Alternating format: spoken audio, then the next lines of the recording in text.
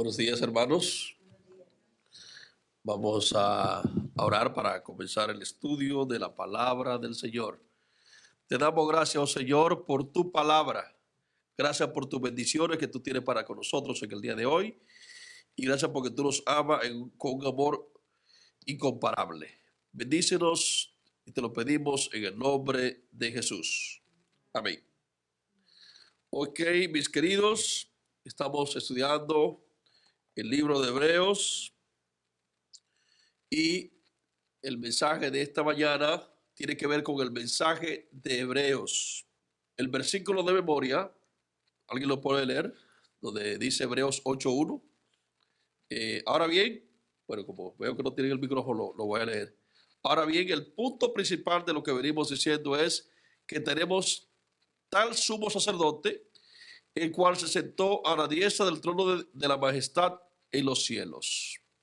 Esta lección que estamos estudiando esta semana es muy importante para nosotros porque fue escrita precisamente en un momento cuando la iglesia cristiana estaba siendo encarnizadamente perseguida, donde un emperador lo estaba matando literalmente. Lo ponía en estadios, en anfiteatros, lo mataba en el anfiteatro romano, lo quemaba, le ponían pieles de animales, eran devorados por animales, eran perseguidos, eran ultrajados, eran humillados. Es decir, que es una situación realmente desastrosa. Y no solamente eso, también estaba la difamación. Se decía de los cristianos, por ejemplo, que ellos eran carnívoros, porque como decían que comían el cuerpo de Cristo, o que cometían incesto porque se llamaban entre ellos hermanos, caníbales, etcétera. Es decir, hay una serie de situaciones y aparte de eso, si las personas querían tu propiedad, se ponían a fijarse en la casa del hermano y decían, oye, esa casa está bonita, te iban y te difamaban para entonces hacerse dueño de tu propiedad, de tus riquezas. Porque el que difamaba a un cristiano, le habían prometido que también la riqueza de ese cristiano le tocaba al que difamaba. Entonces, toda esa situación se dio. Y ahora, en todo ese entorno que estamos estudiando aquí, es el entorno en que el escritor de Hebreos, el apóstol Pablo, escribe a esas personas y le está dando un mensaje de consuelo, de exhortación, y presentándole este mensaje que encontramos aquí en el libro de Hebreos.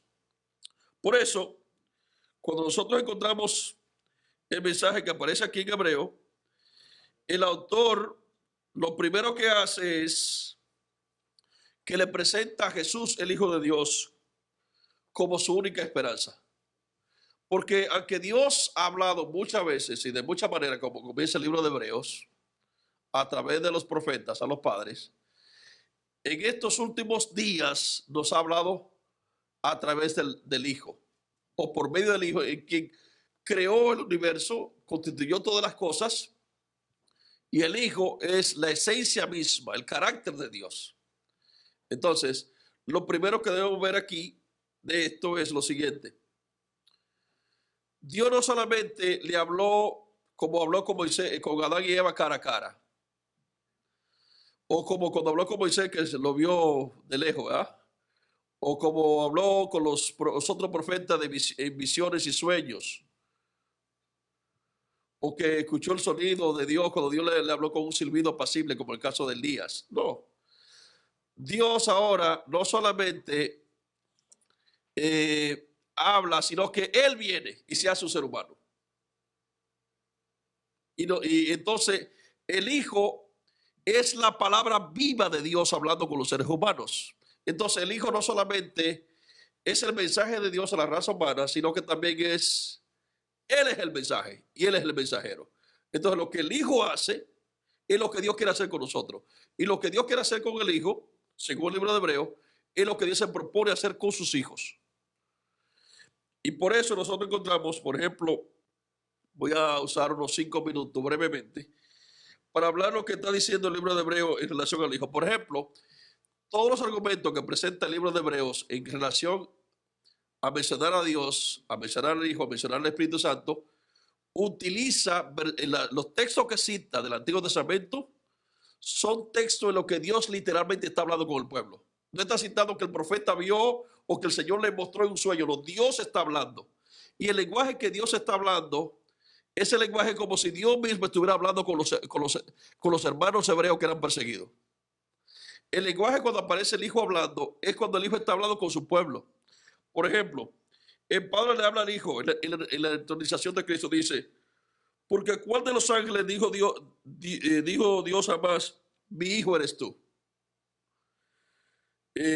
Yo te he engendrado hoy. Está citando aquí el Salmo 2.7, Hebreos 1.5. Y otra vez dijo Dios, yo seré a él padre y él me será hijo. Todo lo que Dios dice que quiere hacer con su hijo, lo quiere hacer con nosotros. Si Dios quiere ser el padre de Jesús y quiere entronizar a Jesús, también quiere entronizarnos a nosotros en el reino de los cielos. Porque la Biblia dice que así como Jesús triunfó, quiere que nosotros triunfemos. Y así como Cristo está reinando en el reino de los cielos, al lado del Padre, también dice la Biblia que Dios nos ve reinando con Cristo. ¿Dónde? En el reino de los cielos. Y cuando habla de los ángeles, etcétera, es decir, que todos el lenguaje que habla el libro de Hebreos está hablando en primera persona y Dios está hablando. O cuando habla el Hijo dice, yo voy a cumplir tu voluntad, voy a hacer tu voluntad. Entonces se espera que nosotros también, ¿qué cosa? Hagamos su voluntad. Y cuando, por ejemplo, el Padre dice, Jesús nos llama a nosotros nuestros hermanos, porque cuando el Padre dice que Jesús nos representa, ¿verdad? Porque Él es el representante de la raza humana, también nos está diciendo en el Nuevo Testamento que nosotros nos convertimos en sacerdotes. Somos real sacerdocio, pueblo santo, ¿cierto o falso? Si ustedes notan, el sacerdote, cuando se eligió al primer sumo sacerdote o a los sacerdotes israelitas, se tomó de los primogénitos de Israel. Los sacerdotes eran la sustitución de los primogénitos. El primer sacerdote que tuvo la tierra, ¿qué fue? Adán. ¿Y qué pasó? Adán falló. Entonces los primogénitos de Israel, cuando no quisieron que Dios los representara, que los sacerdotes los representaron, ¿qué hicieron? Eligieron un rey. ¿Quién fue ese rey? Saúl. Saúl lo cumplió. Entonces Dios eligió a David. Y después dice que de David iba a sacar un hijo. Y de ese hijo de David, que ninguno de los reyes cumplieron, fue Jesús, que representaba el primogénito de Dios. Entonces, aquí podemos ver cómo así Jesús salió victorioso de la tumba. Y fue el primero que resucitó de la tumba. También Él nos garantiza a nosotros que nos va a resucitar a nosotros también de la tumba. Es decir, que todo lo que Dios está haciendo en el Hijo, lo va a hacer con nosotros. Y a pesar de que presenta la situación de que muchos de los cristianos estaban como en Cades Barnea, que no, muchos fallaron, ¿verdad? En cambio, Dios dice que Él va a introducir a su pueblo, los que son fieles, a la tierra, a la Canaán celestial, si le confiamos en Él. Entonces, ese es el panorama que está presentando el libro de Hebreos. Comienza con la introducción del Hijo al principio. Al final, Dios nos adopta como sus hijos. Cuando comenzamos a leer los versículos 10 al 12. Cuando habla que Dios hace de su Hijo un sacerdote, también nos dice que nosotros también somos sacerdotes. Y todos los elementos que Dios está haciendo con su pueblo, lo que hace con su Hijo, lo hace con nosotros. Es decir, que en esta lección no podemos aprender eso del libro de Hebreo. Ahora, yendo ya a la lección, porque ahora quiero entrar a la lección, en el contexto de la lección de esta semana. Cuando se menciona a Jesús como nuestro rey, hay una figura que se utiliza en el Antiguo Testamento, que yo sé que ustedes estudiaron en su casa, y se utiliza el ejemplo de David y Goliat. ¿Ustedes se acuerdan de eso? El argumento que utilizó Goliat cuando se enfrentó al pueblo de Israel era ofendiendo a su Dios y lo presentaba como que ellos iban a ser esclavos de ¿quién? De Goliat. Es decir, era como un contraste entre lo que representa la raza humana caída y entonces decía que Saúl lo quería pelear porque Saúl estaba como caído. En cambio, Dios había ungido a quién? A David. Y David estaba representando a quién? A todo Israel. Y él fue a pelear. Pero David fue a pelear en nombre de quién? Del Señor. Ahora, ¿Usted qué ve ahí cuando usted ve a David peleando con Goliat? ¿Cuál es la imagen que le está representando el libro de Hebreos? Porque eso es lo mismo que está pasando en el libro de Hebreos. ¿Qué usted ve en esa imagen de la pelea de David con Goliat en relación a lo que Dios quiere hacer con nosotros? Por ejemplo, voy a poner un ejemplo fácil. Cuando Saúl le dijo a David que se pusiera la armadura de Saúl, ¿qué dijo David? No era su armadura, no le servía. Usted cuando va a pelear una guerra, ¿cuál es la armadura que debe llevar? ¿La suya o la de Dios? ¿Qué es lo que habla el libro de Hebreos? El libro de Efesios. ¿Qué armadura debemos usar? ¿Alguien me puede decir? Sí, pero alguien me puede dar algunos ejemplos, que ahí la Biblia está presentando algunos ejemplos interesantes de la armadura. Puede usar el micrófono, hermana, para que la gente que está en Facebook lo oiga. ¿Qué es lo que representa la armadura? Algunos elementos de la armadura. ¿Qué significa el escudo, por ejemplo? Escudo, la coraza, ¿Qué representa espada, eso? la espada, la palabra de Dios, el escudo, el Espíritu Santo, todo eso, todo es espiritual. La coraza, el escudo, la espada y bueno, en fin, todas esas se representan espiritualmente algo. La palabra de Dios, la espada. La coraza, yo diría pues el Espíritu Santo, ¿no? Ok. Pero lo que usted puede notar aquí en este ejemplo, aparte de todos esos elementos de usar la armadura de Dios, es que Dios pelea por su pueblo. Cuando David se fue a enfrentar a Goliat, ¿qué fue lo primero que él dijo? Que él iba en nombre de quién? De Jehová, y que Dios iba a pelear por él. ¿Y qué pasó? Dios peleó por David. Y eso es lo que ocurre con Jesús. Jesús es el representante de Dios aquí en la pelea entre Cristo y Satanás. Y cuando Dios echó a su gallo a pelear, Dios no desamparó a su hijo. Dios peleó con Jesús. Y cuando usted va a una batalla, ¿qué hace Dios? Pelea por nosotros. Hermano, te iba a decir algo. Este es un buen ejemplo de que nosotros podemos estar confiados que aún en medio de la tempestad, aún en medio de los problemas, circunstancias y todo de la vida que se nos muestra a nosotros, tenemos la confianza que Dios va a pelear por nosotros. Cualquier situación que sea, Dios está de nuestro lado. Claro, nosotros tenemos que ser obedientes y estar con Dios porque no podemos esperar que Dios va a pelear mi batalla si yo no hago nada para estar con Dios, ¿verdad?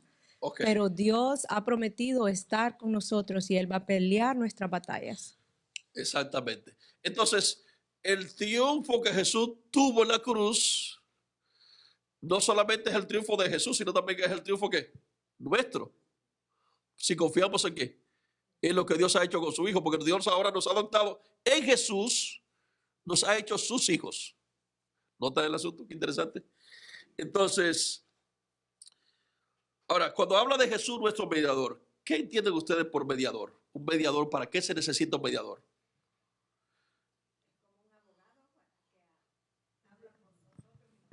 Le voy a poner un ejemplo de un mediador que la Biblia usa mucho.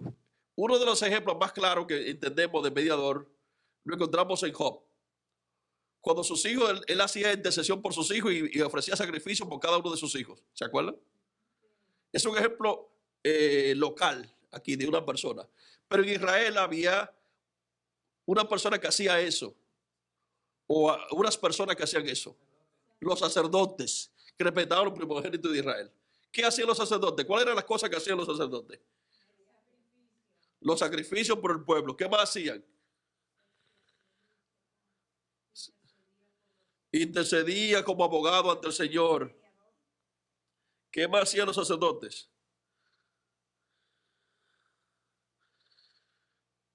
La función del sacerdote, mediar entre Dios y los hombres. Eso está en Número 18, 22 al 23. Ya alguien dijo que ofrecer sacrificio para perdón de los pecados y purificación. ¿Qué otra cosa tenía en función el sacerdote? Aparte de eso. Recuerda que yo no tenía herencia, yo tenía que hacer la función de ser sacerdote, de hablar en el nombre del Señor al pueblo. Entonces, si hablan en el nombre del Señor, ¿qué es lo que hacían? Educar al pueblo. Tenían que enseñar al pueblo los mandamientos de Dios, Levítico 10:11. Y la otra cosa que debía hacer en nombre de Dios era bendecir al pueblo. ¿No se acuerdan? Jehová te bendiga y te guarde. Tenían que bendecir todos los días al pueblo de Israel. Cada vez que había un servicio en el santuario, había que bendecir al pueblo. Entonces, lo mismo tenemos que hacer nosotros.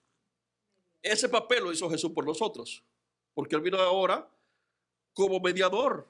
Dios lo constituye, al vencer en la cruz, salir victorioso, Dios lo constituye legalmente como el primer ser humano, porque aunque era Dios 100%, Jesús está representando a la raza humana. En este sentido, como representante de la raza humana, lo declara su primogénito. Y como primogénito, entonces gana el derecho a ser sumo sacerdote. ¿Y cuáles son las funciones? El medio entre Dios y los hombres en el cielo. Segundo, ofreció su sacrificio. Tercero, Él ha enseñado su ley. ¿Cómo? Con su ejemplo, su vida. Y ha aclarado la ley. Y lo otro que ha hecho es que ha bendecido a su pueblo. Nosotros ahora como cristianos, ¿qué debemos hacer? Lo mismo. ¿Cómo? Nosotros debemos mediar entre Dios y los hombres. ¿Cómo? Orando para la salvación de las otras personas. Cuando comenzamos a predicar el evangelio, oramos por la familia. Esa es la oración intercesora. Debe orar por tus amigos, por tu vecino, por tu familia. Jesús dice que la oración intercesora es muy importante.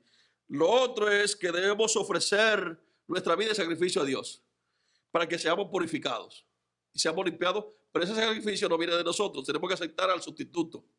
Tercero, enseñar la ley de Dios. Debemos predicar el evangelio. No podemos quedarnos callados. Y lo otro es bendecir en el nombre de Dios. ¿Cómo bendecimos? Con lo que Dios nos ha dado. Con su palabra oramos, bendecimos, damos, regalamos, damos comida, ayudamos. Es decir, que todas esas funciones están en nosotros. ¿Alguien me puede decir algo de lo que entiende de lo que estamos diciendo? ¿Alguien me puede comentar qué tan importante es esa función para nosotros? ¿Por qué es importante esas cuatro cosas en nosotros? El papel de ejercer el sacerdocio de todos los creyentes, como dice el Nuevo Testamento. ¿Por qué es importante? Importante porque prácticamente estamos ejemplificando, haciendo el ejemplo que hizo Jesús aquí en la tierra. ¿Cuándo? ¿Cómo? Bueno, a manera de que nos preparamos, ¿verdad? Para dar un testimonio vivo a los que nos rodean. Dice ser luz y no tinieblas, porque estamos alumbrando un mundo que prácticamente está en oscuridad. Ese es el legado que Él vino a hacer en ese tiempo oscuro de su tiempo, ¿verdad? Morir, a salvarnos a todos, pero precisamente en su tiempo, ¿qué hizo Él? Enseñó, educó, fue amable, paciente y amoroso. Amén. Entonces, ese es nuestro ejemplo, el que tenemos nosotros como hijos de Dios, ¿verdad? El tener amor los unos para con los otros, el hacer su voluntad, el enseñar a Cristo a todo aquel que lo necesite y el caminar como luces y no como tinieblas. Amén. En otras palabras, hermano, si hay algo en la Biblia que usted debe prestar atención, son las palabras que Jesús utilizó y qué fue lo que Él hizo. Y escuchar y obedecer lo que Dios ha dicho en su Hijo. Porque Jesús no solamente dijo, sino que hizo. De acuerdo a lo que Dios le había mandado que hiciera. Y nosotros, el mensaje es que hagamos como Él hizo. Eso es lo que dice la Biblia. Ahora, vamos a ver algunos aspectos entre el santuario terrenal y el santuario celestial. Entre el ministerio del sacerdote terrenal y el ministerio del sacerdote celestial. Por ejemplo, en el antiguo pacto había un santuario. ¿Cómo era ese santuario? ¿Alguien me puede decir? ¿Cómo era el santuario? ¿Qué era el santuario en este sentido? El santuario que Dios constituyó, ¿para qué era? ¿Cuál era el propósito? Puede usar el micrófono. Sí, el santuario aquí en la tierra. ¿Cuál era el propósito del santuario? Bueno, era el lugar donde se hacía el sacrificio. Era donde podía llegar la presencia de Dios. No, pero ¿para qué Dios colocó el santuario? ¿Cuál era el propósito de Dios colocar un santuario aquí en la tierra? Porque tiene un propósito. Para que Él morara. Para habitar, pero ese santuario tenía algún otro propósito, limpiaba realmente. ¿Cuál era un propósito cómo? Se hacía la expiación, es que tenía varias funciones, nada más era una. Ok, voy a resumirlo de otra forma. Pues sí. Si Dios instrumentó un santuario, donde ese santuario lo que se hacía allí no iba a limpiar el pecado, Realmente no se limpiaba el pecado, según la Biblia. ¿Para qué Dios lo puso?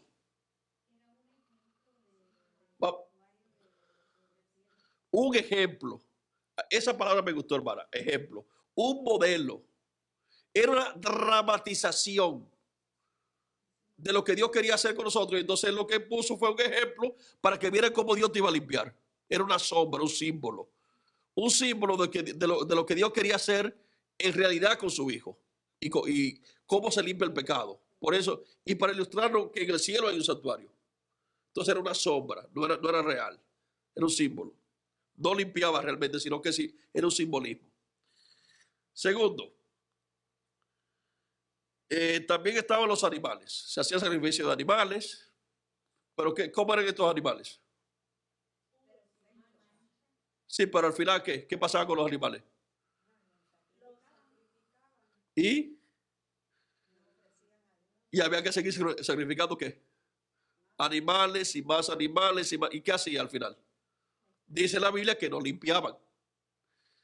¿Por qué? Porque el animal no es suficiente para limpiar el pecado según la Biblia. Solamente era un simbolismo también. Ahora, volvamos ahora. Ese que los sacrificios no perfeccionaban según Hebreos 10:1. ¿Y había que hacer cuántos sacrificios? Muchos sacrificios. ¿Y los sacerdotes cómo eran? Imperfectos. ¿Y cuántas veces había que poner un sacerdote? ¿Cuántas veces había que ponerlo? Muchas veces. ¿Por qué? Porque morían. No eran permanentes. Es decir, usted nota la imperfección del sistema. Y los sacerdotes tenían que hacer sacrificios para ellos mismos también. Es decir, había que ofrecer para el pueblo, pero primero tenían que ofrecer sacrificios por los pecados de ellos. Eran imperfectos. Ahora pasemos la página ahora al otro lado. El santuario celestial, este era un ejemplo, un modelo, una sombra, una dramatización de lo que iba a pasar. El santuario celestial es lo que está pasando, es el real. Y lo que se hace allí funciona y limpia. ¿Me explico? Es el único lugar en el universo que Dios ha utilizado para que los pecados sean confesados, sean llevados allí y en ese proceso se limpia el pecado. No hay más lugar en el santuario. Entonces lo que usted debe hacer es confesar los pecados. Si no hay confesión del pecado y no llega al santuario, no se limpia. ¿Sí captamos la idea, hermano? Si no se acepta el sacrificio de Jesús, que se ofreció una vez y por siempre, y usted no acepta a Jesús, no se derrama la sangre. Y si no se derrama la sangre y no llega al cielo con la sangre de Jesús contaminada con su pecado, ¿qué pasa? No contamina el santuario celestial y por lo tanto no entra al cielo. Y usted tampoco entra al cielo. ¿Sí capta la idea, hermano? Entonces, el sacrificio de Jesús es una vez y para siempre. ¿Por qué? Porque el que murió era perfecto, no tenía pecado. Era eterno. Es decir, que no hay que ofrecerlo muchas veces. ¿Era cuántos sacrificios? No, el del santuario celestial. Un solo y para siempre. ¿El sacerdote cómo era? Inmortal. Y el sacerdote inmortal y el sacerdote perfecto también.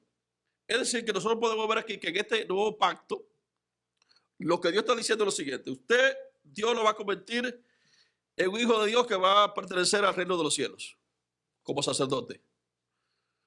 Aunque lo va a llevar también a la tierra nueva. Dios va a traer el cielo aquí a la tierra, dice Apocalipsis. La ciudad, la nueva Jerusalén va a descender aquí a la tierra. Es decir, que el santuario no se va a desconectar de nosotros. El santuario nosotros pertenecemos a ese lugar. Segundo, ya no hay que ofrecer más sacrificio porque ese sacrificio es válido por la eternidad. Tercero, Dios nos va a convertir a nosotros en sacerdotes también por la eternidad. Nos va a dar la inmortalidad condicional porque dependemos de quién, de Dios. Lo que Dios hace en su Hijo, lo hace en nosotros. Por lo tanto, hermanos, nosotros podemos ver aquí que Jesús nos defiende como nuestro abogado y Dios nos defiende. Dios pelea por sus hijos. No importa los problemas que usted tenga, no importa las circunstancias, no importa los problemas en los que usted se ve envuelto, Dios no lo abandona. Y lo que le está diciendo el escritor de Hebreos a sus hermanos que están siendo matados, crucificados, quemados vivos, Dios está con nosotros y está hablando como si estuviera aquí en persona. Porque tú eres mi hijo y me duele. Y Dios ha enviado a su hijo y te está hablando. Y el hijo también sufrió por ti. Entonces, ese es el lenguaje que nosotros encontramos en el libro de Hebreos. Ahora, usted sabiendo que Jesús es su defensor, que Dios ha peleado por usted y que Él pelea por usted, no importa lo que pase. ¿Cree usted que los problemitas que tenemos hoy en día de dificultades sería razón para no ir al templo? ¿Sería razón para olvidarnos de la salvación de Dios? Porque cuando se le escribe a los hermanos de Hebreo, el apóstol comienza a decir que no se desanimaran, que no dejaran de congregarse, que no se olvidaran de la salvación, porque muchos de ellos estaban buscando la leche espiritual, algunos, ¿verdad? Cuando necesitaban realmente el alimento sólido. Usted hoy en día, cuando se enfrenta a todos esos problemas, ahora que tenemos el COVID, que se quedó en su casa, ¿cómo usted ve la situación en relación de los hermanos de allá cuando Pablo escribe a los hebreos con usted? ¿Alguien me puede decir? ¿Qué debemos hacer nosotros con este mensaje que está enviando aquí el apóstol? Porque él está escribiendo una iglesia sufrida, ¿verdad? Una iglesia que tiene problemas, que muchas veces uno dice, Dios se olvidó de mí. ¿Qué usted piensa? Pásame el micrófono, hermana, para que la hermana hable. Que debe ser fieles, pase lo que pase, debemos estar ahí. Amén, hermana. Y yo hago una pregunta, como creyentes, somos una comunidad de sacerdotes bajo la dirección de Dios. ¿De qué manera la iglesia local puede ofrecer mejores sacrificios de alabanzas y buenas obras a Dios? Micrófono aquí, por favor. Hágame un ejemplo práctico y específico. ¿De qué manera tu iglesia local puede ofrecer mejores sacrificios de alabanza y buenas obras a Dios?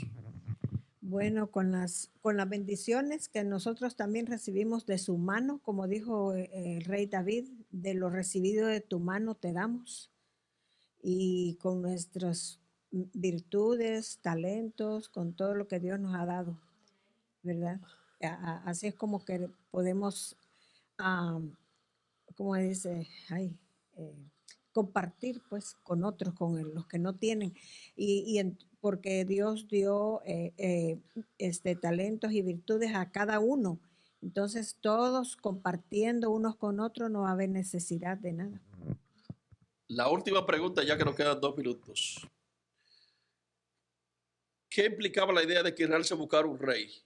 Ahora, si nosotros buscáramos un rey en Jesús, ¿qué es lo que significa eso para nosotros? Porque el pueblo se buscó un rey, ¿se acuerdan? Cuando eligieron rey. Ahora, si nosotros elegimos a Jesús como nuestro rey, ¿qué simboliza eso para nosotros? ¿Qué era lo que ellos querían al buscar un rey? El pastor va a hablar allí. Ellos querían un rey como ellos mismos. Ajá. Y si nosotros buscamos a otro rey que no es Dios, no estamos eligiendo a Dios. Ajá. Estamos eligiendo a alguien que quiera suplantar a nuestro Dios. Y pastor, ese día tronó el cielo y llovió fuego del cielo. Y tronó el cielo, Dios se puso airado. Sin embargo, Dios le dio un rey. Y le prometió un descendiente de David, que fue Jesús, el Mesías, el león de la tribu de Judá. Hermanos, si usted está aquí, Jesús pelea nuestras batallas. Él nos representa ahora ante el cielo. Él es nuestro representante legal. Y si usted quiere ser salvo, tiene que aceptar a ese rey. Debemos nosotros ser humildes y reconocer que somos pecadores. Reconocer que por nuestro propio esfuerzo, nuestros logros, no podemos alcanzar el cielo. Tenemos que poner en la mano de ese Dios que dijo, tú eres mi hijo, yo te he adoptado y te voy a hacer brillar ante el universo. Con mi poder te voy a hacer una obra de arte. Ojalá, hermano, que Dios te bendiga y te guarde. Vamos a orar. Te damos gracias, Señor, por tu palabra. Gracias por tus bendiciones. Ayúdanos en esta hora y bendícenos en el nombre de Jesús. Amén.